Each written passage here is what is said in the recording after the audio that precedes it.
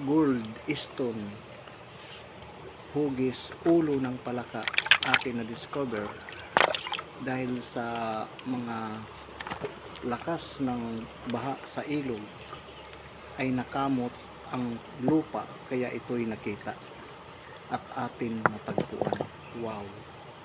At dito sa gilid niya ay mayroong mga big boulder at square na bato na isa itong possible treasures mga ka-discover. Thank you very much and subscribe my channels. Wow, amazing stone.